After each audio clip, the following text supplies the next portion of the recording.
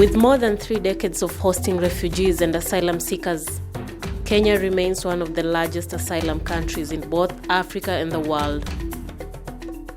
Kenya hosts a significant population of refugees, currently over 800,000, primarily concentrated in the Kakuma and Dadaab refugee camps, as well as in urban areas across the country. When you look at these figures, 72% of those are refugees, while 28% are asylum seekers. The presence of such a diverse refugee population brings with it a myriad of challenges. Among these is the pressing issue of access to justice.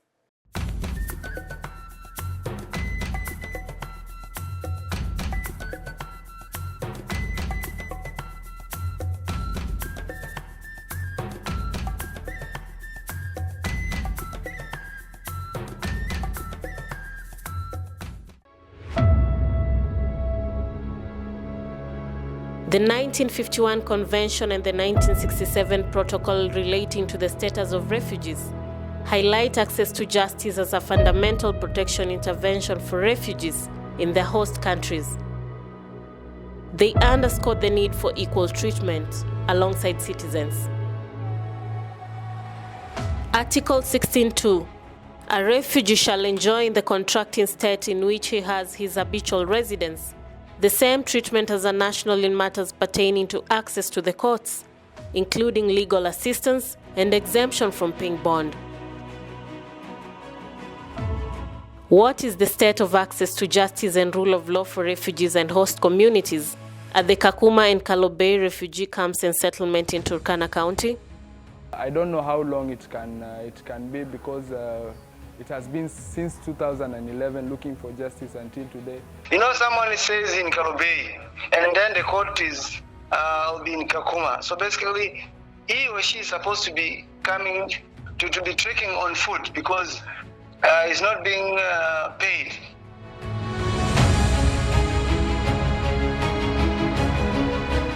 It is evident that refugees and host communities often face significant barriers in navigating the legal system, challenges that the Kenya National Commission on Human Rights and RCK sought to mitigate by launching the Haki and Ushirikiano Project that targets both duty bearers and rights holders.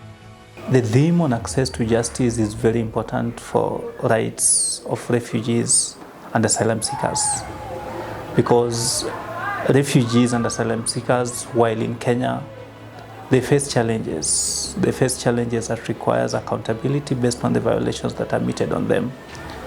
So they face issues of arbitrary arrests, the slow progress of their matters while in court. They face issues of their interaction between them and the community. And they have a lot of issues that requires access to justice.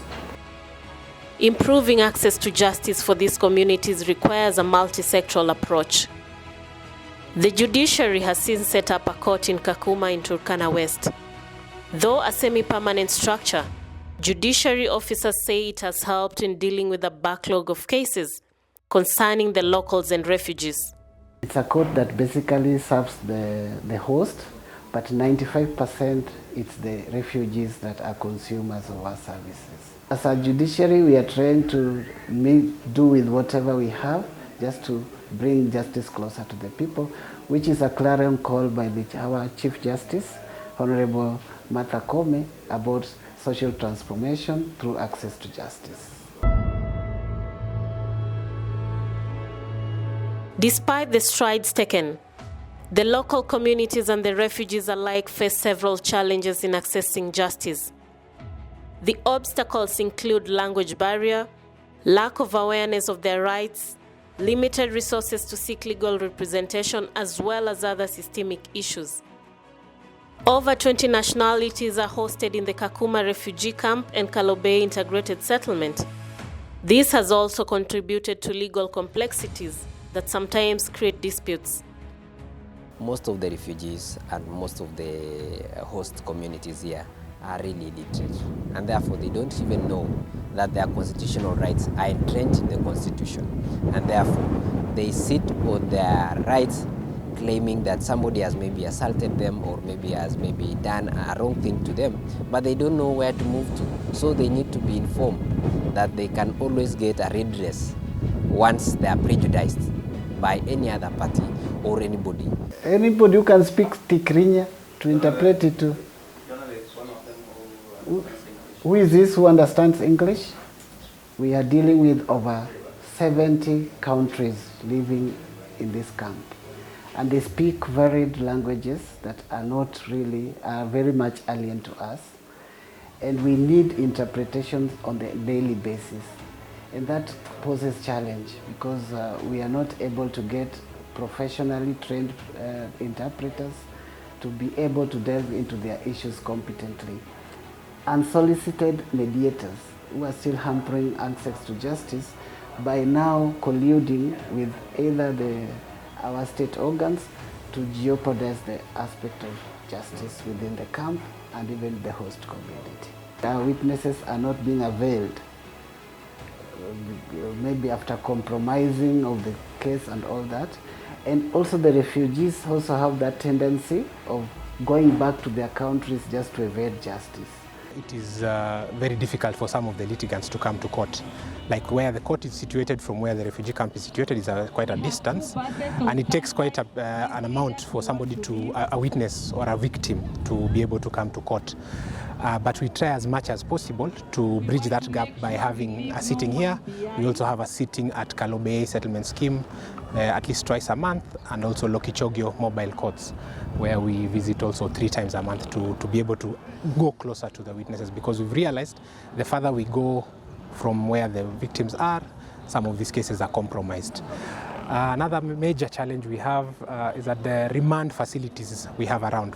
When you come to the police station, the cells are very small. So we have to lump up a lot of people before they are presented to court, and that presents a huge challenge. And the main remand facility is at Lodwar. So what we do, we put down a list for the cases for the 3 magistrates that we have, spanning the whole week. Those accused persons are collected from Lodwar, brought to Kakuma, and they have to be squeezed in that cell for them to be able to appear in court. Due to the backlog of cases and daily influx of new cases at the courts, the Kakuma Law Court has adopted alternative justice systems to facilitate resolution and improve access to justice. Mediation and reconciliation are favored by the involved parties as they promote peaceful integration. Somebody believes that child marriage, it's okay in their country. But then when they come to this place, they are being punished for marrying children. That will be alien to them. We also have a place where they pride in themselves having the elders as now adjudicators of their problems, and the elders believe in compensation. Basically, if you kill somebody, the only restorative justice that is supposed to be given is compensation. But here in the court, we believe in penalties that are enshrined in the law. So they don't understand that concept. We will always encourage the alternative justice systems to save on time, and also to save on the relationship between parties, and also to cut the backlog of cases from being overstaying in court, owing to the fact that we have very few officers of the court. Those are the magistrates and judges.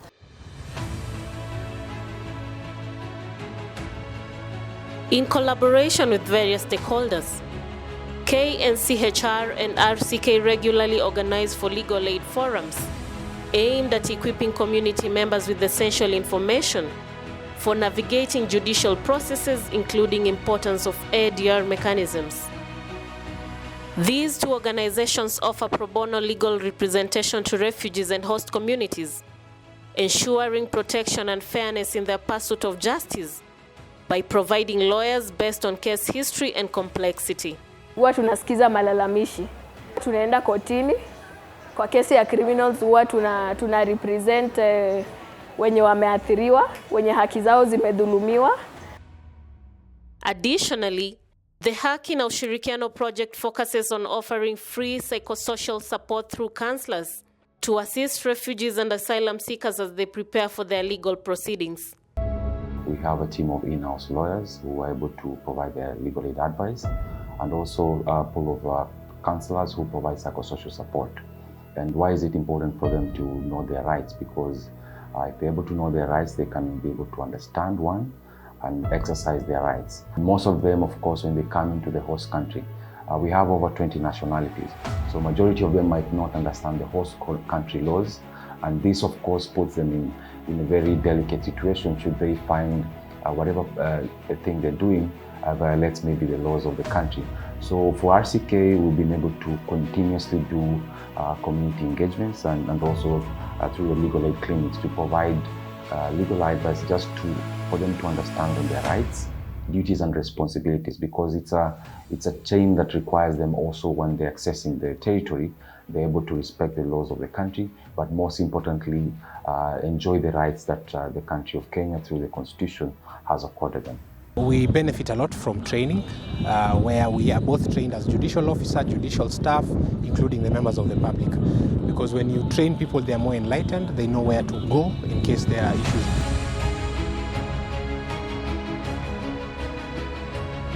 Recent reports from the Kakuma courts highlight a troubling trend of crimes, especially robbery with violence cases involving refugees. This underscores the need for a collective commitment to peace, respect, and the rule of law. Human rights are inherently intertwined with responsibilities. As refugees assert their rights, they are reminded of their obligation to uphold the rights of others and contribute positively to the fabric of society. I visited the court in Kakuma to assess the challenges faced by refugees as far as access to justice is concerned, and the statistics there show that a number of refugees have been arrested as suspects in cases of robbery with violence and defilement. These are grievous human rights violations once proven, and the rule of law must take its own course.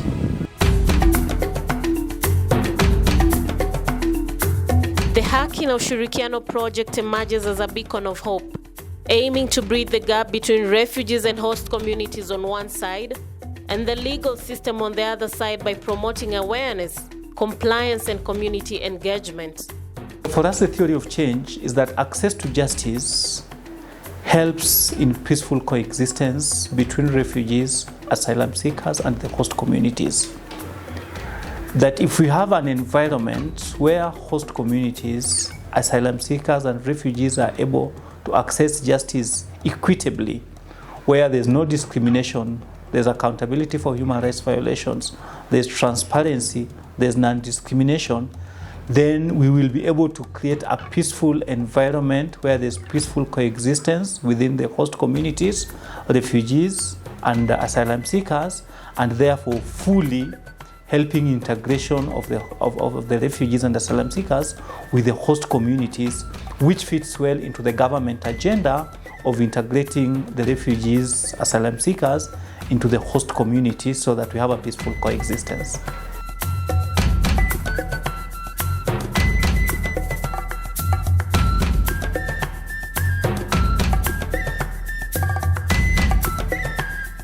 Through partnerships with various stakeholders, the project endeavors to empower refugees and local communities, ensuring that their rights are recognized and upheld in alignment with national and international legal standards.